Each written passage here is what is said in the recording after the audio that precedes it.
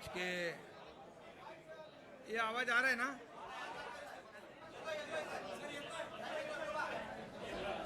अरे गिरीश महाजन को लग रहे गिरीश महाजन होते ना, गिरीश महाजन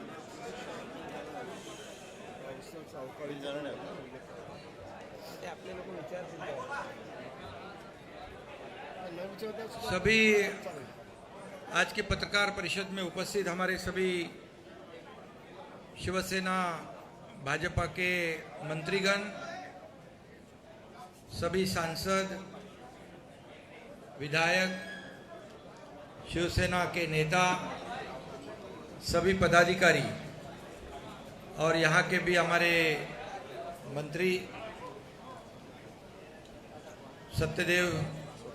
स्वतंत्र देव सिंह जी, उनके सभी सहयोगी और सभी पार्टी के शिवसेना भाजपा के सभी वरिष्ठ नेता पदाधिकारी और बड़ी संख्या में उपस्थित पत्रकार मित्रों, मैं आपका स्वागत करता हूं और आपको धन्यवाद भी देना चाहता हूं क्योंकि आप 2 दिन से यहाँ पर लगातार ये अयोध्या में लखनऊ से लेके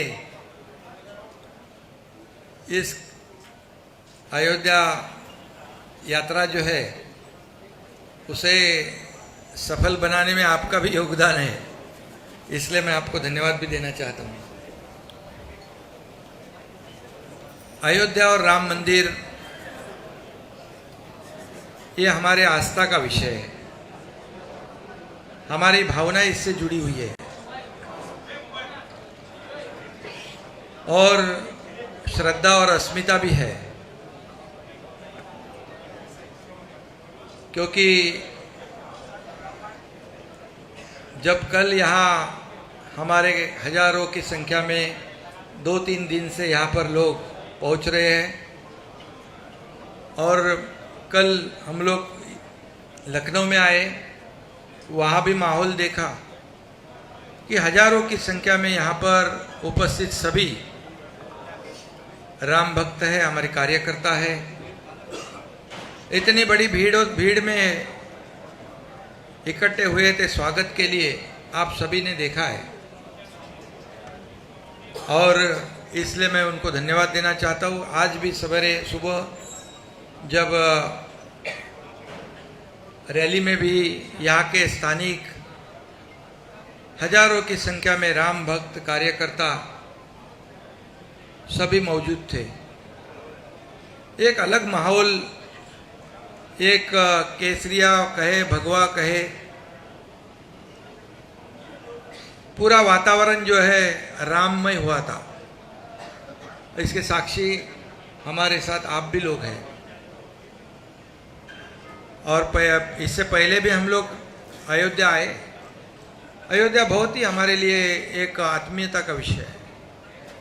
यहाँ आने का जब सोचते हैं तो बहुत ही एक दिल में एक खुशी की लहर, एक समाधान और एक अलग ही कुछ महसूस होता है, क्योंकि वहाँ का वाइब्रेशन ही वैसा है। प्रभु रामचंद्र जी के चरणों से, पदस्पर्शों से ये पावन हुई भूमि है। हम सोचे कि अयोध्या में जब उस समय का क्या माहौल होगा जब राम 14 साल वनवास पूरा करके वापस अयोध्या में आए होंगे, तो वहाँ जब दिवाली जनता ने मनाई होगी, ऐसा माहौल आज हम सोचते हैं, इमेजिन करते हैं। गुड़ी, तोरण, सब जल्लोश, दिवाली, खाली ये सोच ही सकते हैं हम लोग। लेकिन 500 साल का इंतज़ार करने के बाद सभी लोगों को ये सपना लग रहा था कि राम मंदिर, सभी लोगों की सोच थी, हमारे हिंदू हृदय सम्राट बाला साहेब ठाकरे जी का सपना था। तमाम इस देश के लाखों करोड़ों हिंदुत्ववादी विचार के राम भक्त, उनका सपना था। क्योंकि ये अयोध्या जो है, राम मंदिर जो है, ये हिंदुत्व का प्रतीक है, अस्मिता है। और यहाँ पर जितने भी हमारे देश में हिंदू भाई बहनें हैं, विदेश में हैं, जरूर आते हैं। और सबकी एक ही सोच थी, सबका एक ही सपना था, सबकी एक ही अपेक्षा थी कि राम मंदिर बन जाए। और हम देख रहे हैं, अभी हम दर्शन लेने के बाद वहाँ पर हमारे ट्रस्टियों ने हमें कुछ पुरानी जो मंदिर की अवशेष है वो भी दिखाई, और मंदिर निर्माण का काम भी हम देखने गए। पिछले बार भी आए थे, थोड़ा प्लेटफॉर्म जैसा काम था, आज देखा तो खंबे खड़े हो गए, ऊपर का छत भी खड़ा हो रहा है। इतनी तेजी से काम होगा ये कोई भी नहीं सोच सकता था। और आज देखा कि राम मंदिर पूरा होने जा रहा है। ये सबको स्वप्नवत लग रहा था, सपना लग रहा था, लेकिन तमाम राम भक्तों की आशा, अपेक्षा, मंशा, सपना इस देश के आदरणीय यशस्वी प्रधानमंत्री नरेंद्र मोदी जी के नेतृत्व में ये काम शुरू हुआ और आगे बढ़ रहा है। और मेरे ख्याल से 2024 जनवरी में मूर्ति स्थापना भी होगी, उसके बाद भी आगे काम चलता रहेगा। वहाँ हम गर्भगृह में भी गए, एक अलग एक कंपन वहाँ पर, एक वाइब्रेशन वहाँ अनुभव करने को मिला। और देखते देखते राम मंदिर का निर्माण आगे बढ़ रहा है। ये हमारे लिए और ज़्यादा खुशी की बात है। इस वक्त का दौरा जो है, इस वक्त ये राम मंदिर का निर्माण हो रहा है, इसमें मोदी जी के नेतृत्व में काम हो रहा है। हमारे यहाँ के लोकप्रिय मुख्यमंत्री योगी आदित्यनाथ जी इसमें पूरा सहयोग कर रहे हैं और उनकी निगरानी में, देखभाल में इसका निर्माण का काम शुरू है, मंदिर निर्माण का। और इसलिए इस दौरान जो यात्रा है उसमें अलगपन महसूस होता है। राम मंदिर का निर्माण भी जोर से हो रहा है। हमें प्रभु रामचंद्र जी के आशीर्वाद से धनुष्यबाण भी मिला है, पार्टी का नाम भी मिला है। और मुख्यमंत्री बनने के बाद पहली बार मैं पहले वक्त यहाँ पर प्रभु रामचंद्र जी का, रामलला का आशीर्वाद लेने पहुँचा। हमारे सभी सहयोगी, साथी, नेता, मंत्रीगण, विधायक, कार्यकर्ता, ये बहुत ही आज का दिन मेरे जीवन में सबसे बड़ा सौभाग्य का दिन है। इस आज का दर्शन, आज की जो यात्रा है, ये मैं कभी जिंदगी में भूल नहीं पाऊंगा। इससे पहले भी मैं आता था,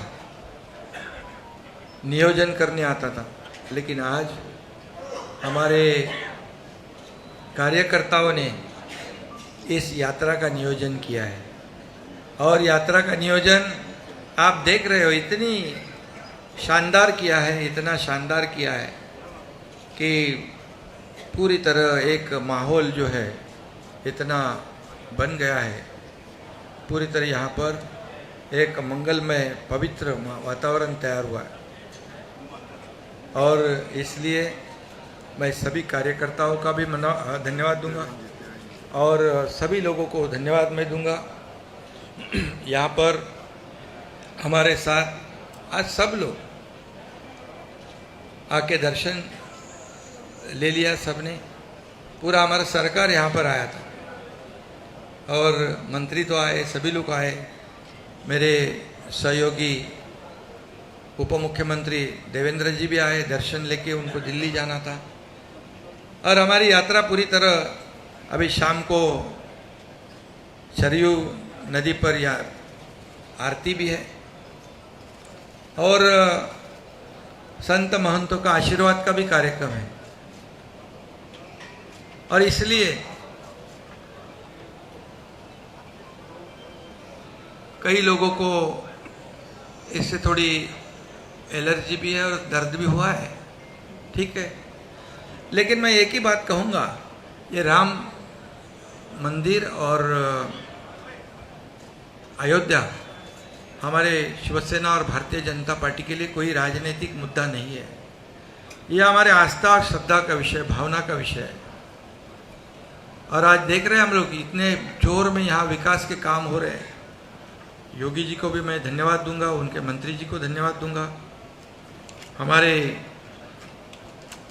उप मुख्यमंत्री देवेंद्र जी को भी धन्यवाद दूंगा। उन्होंने भी समय निकालकर यहाँ दिल्ली में बैठक होने के बावजूद वो यहाँ पर पहुँचे और यहाँ का विकास हम देख रहे हैं। तो तेजी से यहाँ पर अयोध्या का विकास होगा, राम मंदिर बनेगा, लाखों करोड़ों लोगों को यहाँ इसका अपनी रोजी रोटी में भी फायदा होगा। लेकिन मैं जानता हूँ, समझता हूँ कि ये यात्रा जो है हमारी अयोध्या यात्रा, यहाँ जो पहुँचे हैं और टीवी पे जो देख रहे हैं, ये लाखों लोगों को तो बहुत ही एक आनंद देने वाली यात्रा है। लेकिन कुछ लोग तो ऐसे होते हैं कि उनको कुछ तकलीफ भी होती है, क्योंकि कई लोग जानबूझकर, कई लोगों को हिंदुत्व की एलर्जी रही है, अभी भी हो रही है। क्योंकि आज़ादी के बाद भी कई लोग जानबूझकर हिंदुत्व का अपमान कर रहे थे, गलत फहमी फैला रहे थे, हिंदू धर्म ऐसा है वैसा है। लेकिन मैं आपको बताऊंगा, हिंदुत्व, हिंदू धर्म एक जीवन प्रणाली है। एक हिंदू धर्म में सहिष्णुवाद है, सभी लोगों को साथ लेकर चलने वाला हमारा हिंदुत्व है। बाबा साहेब ठाकरे जी ने भी कहा है क्या हिंदुत्व है, उनके विचार क्या है वो बताए उन्होंने।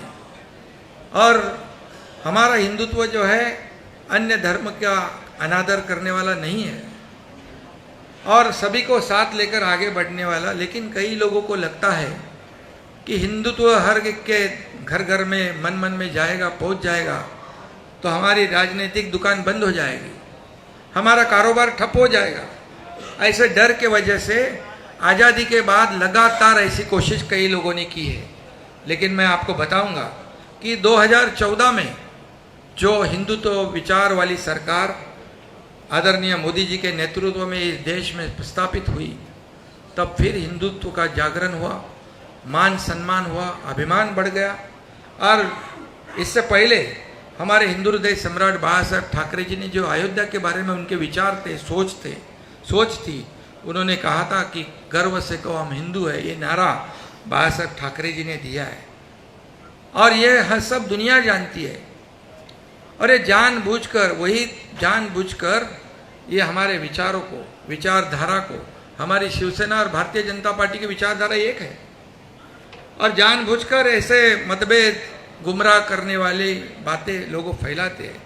लेकिन लोग अभी समझदार हैं और इसमें इसीलिए तो हमने जो 2019 में कई लोग कहते हैं, हमें क्या क्या बोलते हैं, आरोप लगाते हैं, लेकिन एक ही बात मैं कहूँगा कि जो 2019 में लोगों के दिमाग में, दिल में जो बात थी, जो हम लोगों का मैंडेट था, जनता का मैंडेट था, लोगों की अपेक्षा थी कि महाराष्ट्र में शिवसेना भारतीय जनता पार्टी की सरकार बने।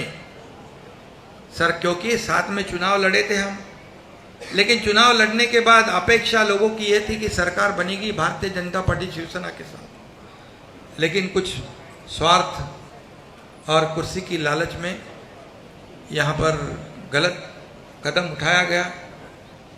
लेकिन हम लोगों ने 8-9 महीने पहले उसको सुधार दिया। जो लोगों की अपेक्षा थी वो हमने वैसी सरकार स्थापित की। और इसीलिए तो आप जानते हो कि जहाँ जहाँ हम लोग जाते हैं, लोगों का इतना बड़ा प्रतिसाद होता है, लोगों के चेहरे से दिख जाता है क्या है, उनके मन की बात जो थी, उनके दिल में जो था, वैसी सरकार हमने स्थापित की है। और हम खुलेआम यहाँ पर आज हमारी दोनों की विचारधारा को लेकर यहाँ पर अयोध्या में दर्शन के लिए आए हैं।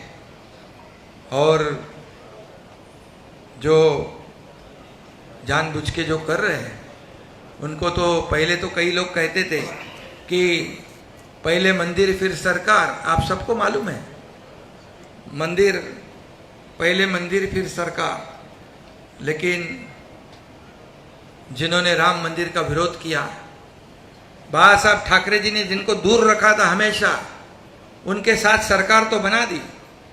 मंदिर तो वो मंदिर के लिए कुछ नहीं कर पाए, लेकिन मंदिर के करने के लिए मोदी जी सक्षम है। और उन्होंने मंदिर का निर्माण शुरू कर दिया। बाला साहब ठाकरे जी का सपना पूरा करने का काम मोदी जी ने किया है। पहले यह भी कहते थे कि मंदिर वही बनाएंगे, तारीख नहीं बनाएंगे, वो तारीख नहीं बताएंगे। क्यों? किसके ऊपर आरोप था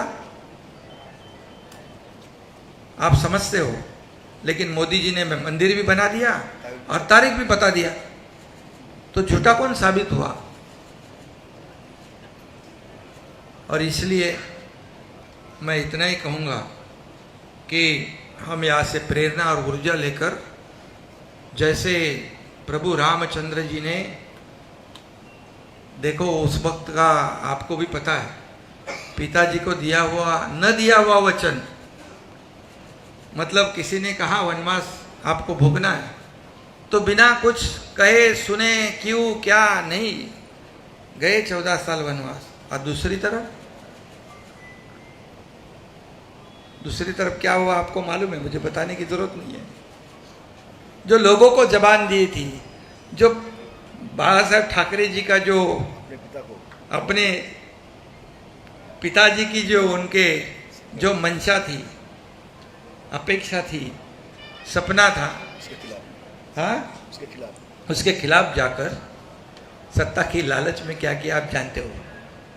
इसलिए मैं ज्यादा कुछ कहूंगा नहीं और आरोप लगाते जाओ, उसका जवाब हम काम से देंगे।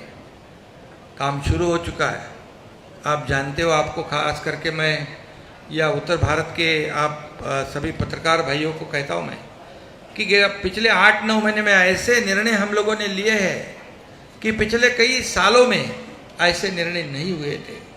क्योंकि हमारी सरकार जनता की सरकार है, हमारी सरकार आम लोगों की है, हमारी सरकार किसानों की है, हमारी सरकार कामगारों की है, हमारी सरकार विद्यार्थी है, महिला है, सभी लोगों की सरकार है, गरीब जनता की सरकार है, रोज कमाता है रोज खाता है, उनकी सरकार है, सभी लोगों की सरकार है।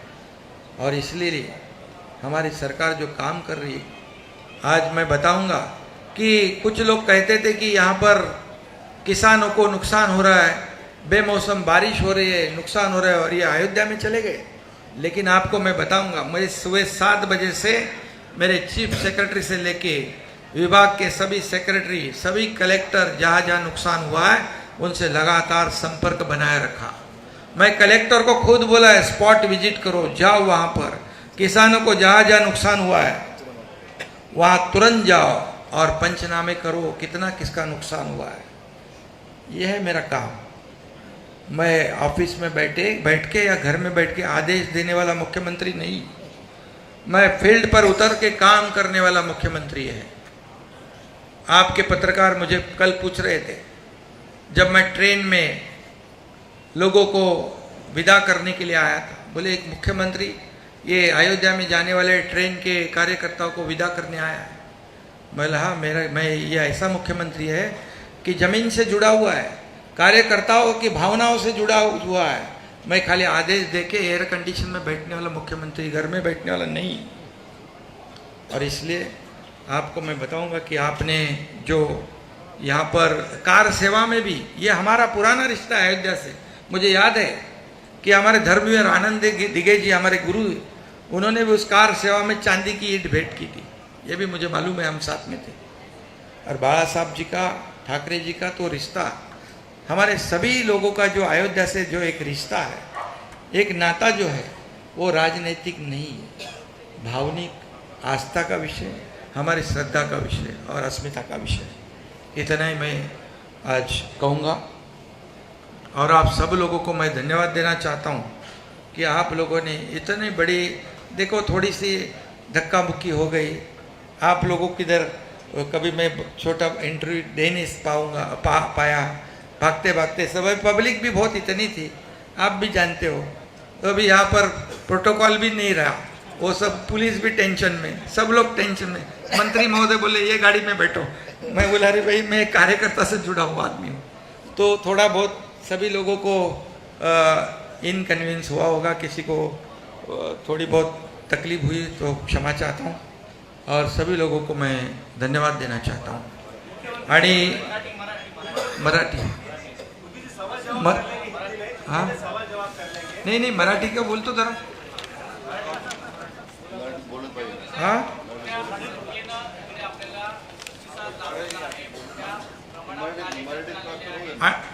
खरं म्हणजे मी सगळ्यांना मनापासून धन्यवाद देतो. कालपासून लखनौ विमानतळापासून जे भव्य दिव्य असं स्वागत या ठिकाणी उत्तर भारत आणि अयोध्येतल्या लोकांनी केलं त्याबद्दल मी सगळ्यांना मनापासून धन्यवाद यासाठी देतो की अतिशय भगवं माहोल भगवं वादळ या ठिकाणी पाहायला मिळालं. कार्यकर्त्यांमध्ये प्रचंड जोश होता, उत्साह होता, जल्लोष होता आणि भक्ती होती, श्रद्धा होती. यापूर्वी पण मी आलो, यापूर्वी मी नियोजन तयारी करायला यायचो, पण आज मला माझ्या कार्यकर्त्यांनी सगळ्या पदाधिकाऱ्यांनी एवढा प्रचंड माहोल इकडे तयार झाला. लोक आले, अयोध्येतले लोक, लखनौमधले लोक, मंत्रीजी स्वतः, योगीजी माझ्याशी स्वतः बोलले, त्यांनी सगळं नियोजन केलं. या सगळ्यांना मी मनापासून धन्यवाद देतो. अयोध्या आणि राम मंदिर हे आमच्यासाठी राजनैतिक मुद्दा नाही, राजकीय मुद्दा नाही. हा बाळासाहेबांपासूनचा तमाम लाखो करोडो देशवासियांसाठी, राम भक्तांसाठी अस्मितेचा मुद्दा आहे, श्रद्धेचा मुद्दा आहे. आणि हे राम मंदिर आणि अयोध्या हिंदुत्वाचं प्रतीक आहे. आणि म्हणून या ठिकाणी आम्ही यावेळेस आलोय. यावेळेचं वेगळेपण काय आहे? यावेळेचं वेगळेपण म्हणजे आम्ही प्रभू रामचंद्राच्या आशीर्वादाने या ठिकाणी धनुष्यबाण मिळाला, नाव मिळालं, मुख्यमंत्री पद मिळाल्यानंतर पहिल्यांदा मी या ठिकाणी आलो आहे. त्याचा मला आनंद आहे आणि अभिमान देखील आहे आणि समाधान देखील आहे. सगळ्या हजारो राम भक्तांना मी मनापासून धन्यवाद देतो. त्याने उत्स्फूर्त स्वागत केलं. पत्रकारांना देखील मनापासून धन्यवाद देतो की आपणही मेहनत सगळी घेतली आणि राम मंदिर निर्माणचं जे काम इथे सुरू आहे ते पाहून तर म्हणजे कोणी विश्वास ठेवू शकत नाही की इतक्या वेगाने स्पीडने या मंदिराचं काम सुरू आहे. हजारो लाखो करोडो लोकांच्या मनात स्वप्न होतं, इच्छा होती या अयोध्येमध्ये भव्य दिव्य राम मंदिर झालं पाहिजे. बाळासाहेबांचं स्वप्न होतं, आमच्या हिंदू हृदय सम्राट बाळासाहेबांचं, की अयोध्येत राम मंदिर व्हावं, 370 कलम हटावं.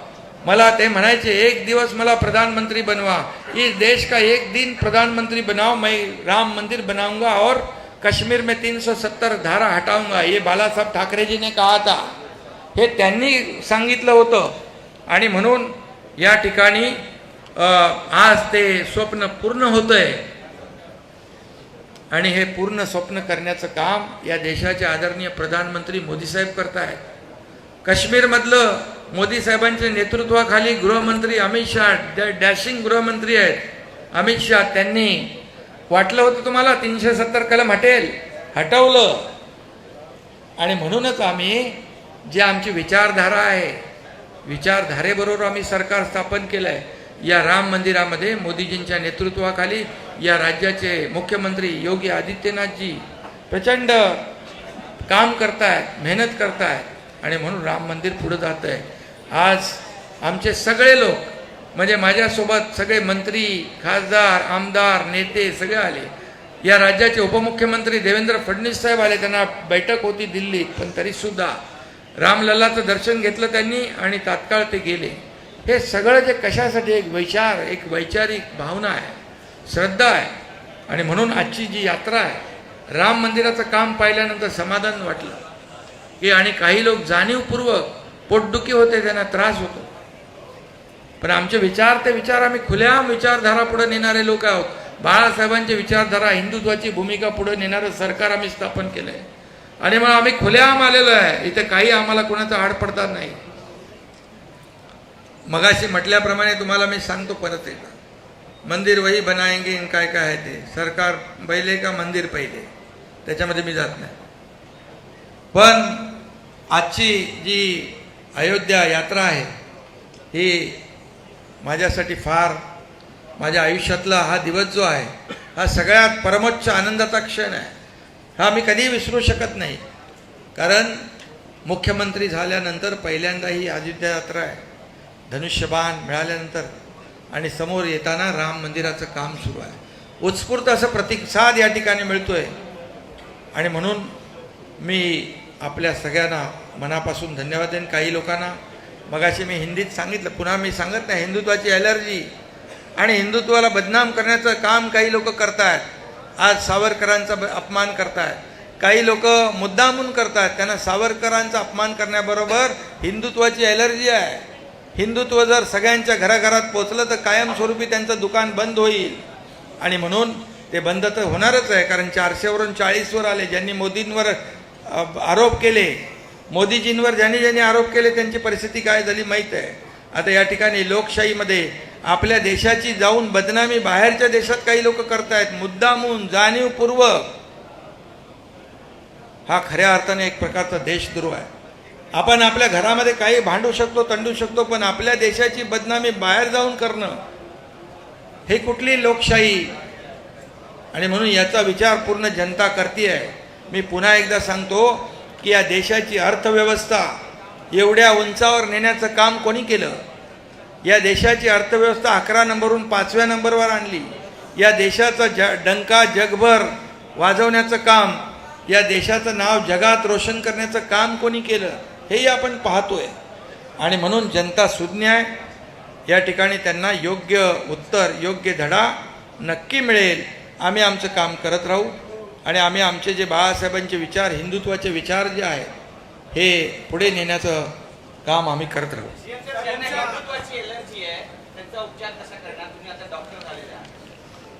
मी डॉक्टर ते डिग्रीचं सोडा, मी अगोदरच डॉक्टर होतो म्हणून तर मोठं ऑपरेशन केलं मी.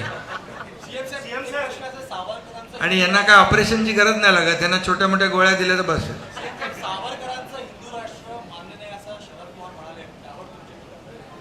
बघा आता पवारसाहेब मोठे नेते आहेत, परंतु सावरकर आमच्यासाठी हिंदू नेता नाही, आमचं ते दैवत आहे, राज्याचं आणि देशाचं दैवत आहे. त्यांचा अपमान ज्यांनी केला त्यांच्या विरोधामध्ये सावरकर गौरव यात्रा सुरू झाली आहे. त्यांना जनता धडा शिकवणार आहे. आणि बाळासाहेबांनी जेव्हा मणिशंकर अय्यर यांनी सावरकरांचा अपमान केला तेव्हा त्यांना चांगले जोडे हाणण्याचं काम केलं. पण आताचे कोण जे वारस म्हणतायत त्यांनी काय केलं? मूग गिळून गप्प बसले. साधा अधिवेशनामध्ये सावरकरांचा अभिनंदनाचा प्रस्ताव देखील आणू शकले नाही. हे दुर्दैव आहे महाराष्ट्राचं. त्यांच्या मांडीला मांडी लावून बसतायत, त्यांच्या गळ्यात गळा घालतायत, त्यांच्या यात्रेत जोडू यात्रे का तोडू यात्रेत जातायत. हे कुठलं हिंदुत्व आहे? आम्ही हे सहन करणार नाही. सहन करणार म्हणजे काय करणार? त्यांचा निषेध तरी करण्याची हिंमत आहे का? धाडस आहे का? दाखवा.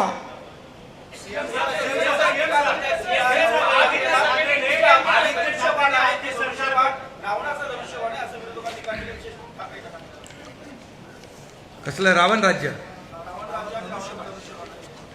अरे जर हा रामाचा अपमान आहे म्हणजे प्रभू धनुष्यबाण कुणाचं आहे? प्रभू रामचंद्राचं. बरोबर आहे, प्रभू रामचंद्र जी का धनुष्यबाण है ना, तो ये उनका अपमान है. आणि म्हणून रावण राज्य जे म्हणतात त्यांना मी सांगू इच्छितो, जेव्हा पालघरमध्ये साधू हत्याकांड झालं, मॉब लिंचिंग, त्यावेळेस कुणाचं सरकार होतं? एक नेव्हल ऑफिसरला मारलं तेव्हा कुणाचं सरकार होतं?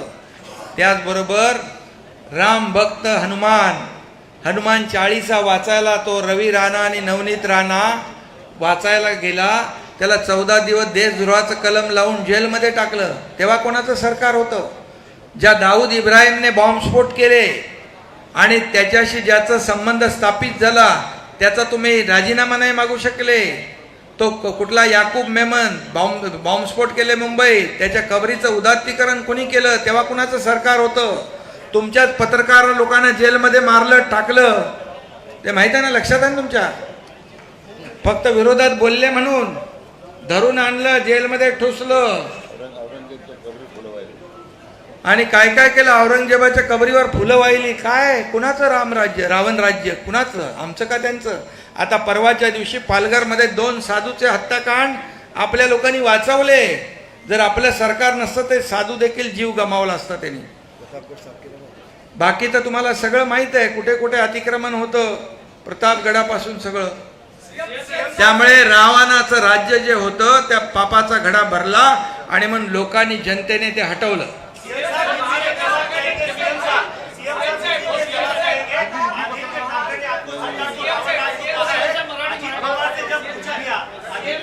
अरे भैया तुम आप लोग यहाँ महाराष्ट्र से आए हो, इधर जरा उनको भी पूछने दो, ऐसे क्या कर रहे हैं? वो बोलेंगे हमारे ऊपर अन्याय हो रहा है, ये महाराष्ट्र का मुख्यमंत्री है करके इनको ये बोल रहा है।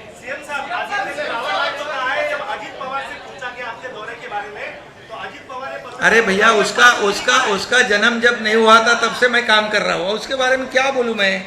और अजीत पवार जी को क्या बोलूँ? या फालतूगिरी लगती है उसको? अरे अजीत पवार विरोधी पक्ष के नेता है और उप मुख्यमंत्री रह चुके अजीत पवार, उनको मेरा इतना ही कहना है, अयोध्या यात्रा जो है, ये अयोध्या जो है, राम मंदिर जो है, लाखों करोड़ों हिंदुओं और राम भक्तों की अस्मिता है, ये श्रद्धा है। उसको अगर आप फालतूगिरी कहते हो तो ये राम भक्त आपको बराबर जगह दिखाएंगे।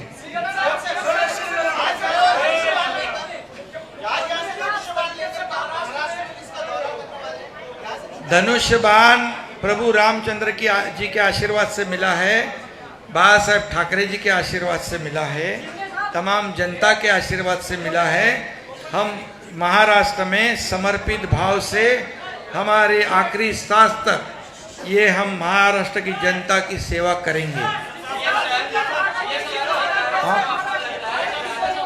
एक जन पूछो।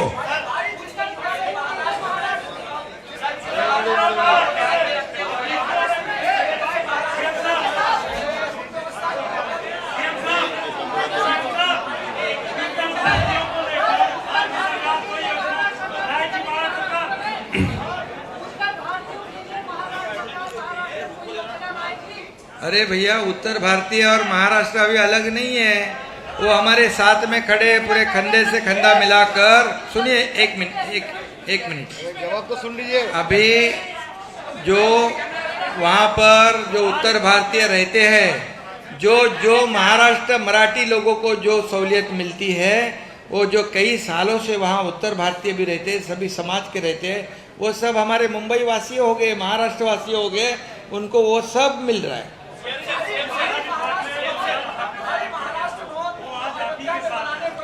महाराष्ट्र भवन के लिए जगह देने की बात हमने विनंती की है इस राज्य के मुख्यमंत्री योगी आदित्यनाथ जी को, और उन्होंने सकारात्मक भूमिका ली हुई है और यहाँ जरूर महाराष्ट्र भवन बड़ा बन जाएगा।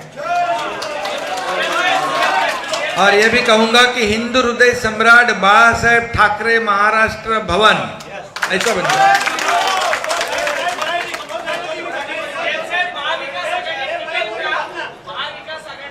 हिंदी हो गया।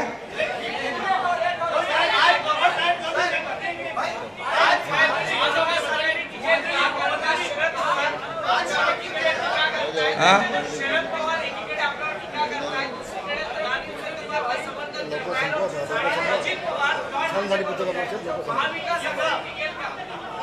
महाविकास आघाडी, आता तुम्ही त्यांना विचारलं पाहिजे। आता तुम्ही दिसतंय त्यांच्यामध्ये कोण इकडे बोलतोय, कोण तिकडे बोलतोय, कोण तीन तिघाडा काम बिघाडा, कोण डोळा मारतोय।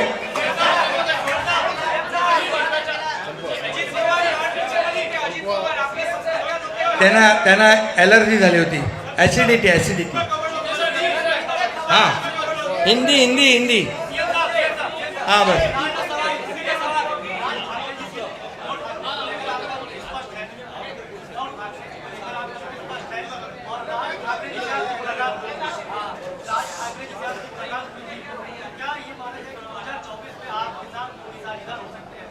देखिए वो हमारी ऐसे दोस्ती के संबंध है उनके साथ, क्योंकि पहले जब हम उनके साथ थे तो उनको उनकी एलर्जी थी, इसलिए उनको हम नहीं मिल पाते। अभी हमारे को कोई रोक टोक नहीं, तो वो अच्छे इंसान है, अच्छा काम कर रहे, और निश्चित रूप से नहीं राजनीति कोई मुद्दे पे चर्चा नहीं हुई, लेकिन हमारा भाईचारा है, मिलते रहते हैं।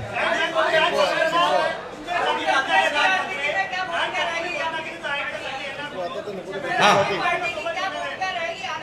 हमारे पार्टी की भूमिका स्पष्ट है, हमारी शिवसेना भाजपा की अलायंस है और हमारी विचारधारा एक है, हिंदुत्व की विचारधारा है। और राम लल्ला के दर्शन के लिए हम लोग जब आए हैं, यहाँ से ऊर्जा प्रेरणा लेकर जाएंगे, हमारे महाराष्ट्र में सुजलाम सुफलाम करेंगे, लोगों लोगों की समर्पित भावना से सेवा करेंगे और 2024 में शिवसेना भारतीय जनता पार्टी का भगवा महाराष्ट्र पे पूरे बहुमत से लहराएगा। ओके, धन्यवाद।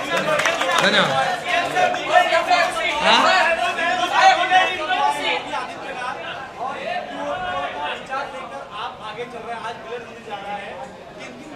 नहीं, आज देखिए हमारे उन्होंने स्नेह भोजन पे बुलाया है। आज मैं देख रहा हूँ, खुशी है मुझे कि पहले का उत्तर प्रदेश और अभी का उत्तर प्रदेश जमीन आसमान का फर्क था। मेरे साथ मंत्री जी कल गाड़ी में थे। कितने बड़े रास्ते हो गए, कितनी बड़ी रोशनाई हो रही है, इंडस्ट्री यहाँ पर आ रही है, डेवलपमेंट हो रही है, गुंडागर्दी खत्म कर दी है। क्या उनको बोलते हैं? बुलडोजर बाबा, उनको डरते हैं गुंडे लोग। अभी गुंडागर्दी खत्म, कानून व्यवस्था बढ़िया है, माता बहनें बिंदास घूम सकती है, आम नागरिक बिल्कुल डरता नहीं। और जिनका डर जो है, उनका खौफ जो है, उनका खौफ और उनका डर गुंडागर्दी वालों को है। आम आदमी यहाँ पर आज बहुत ही सुखी है, विकास हो रहा है। धन्यवाद।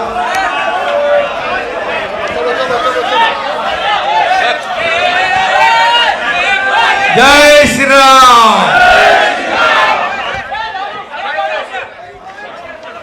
जगतगुरु परमहंस आचार्य पीठाधीश्वर तपस्वी चांदनी, इनकी तरफ से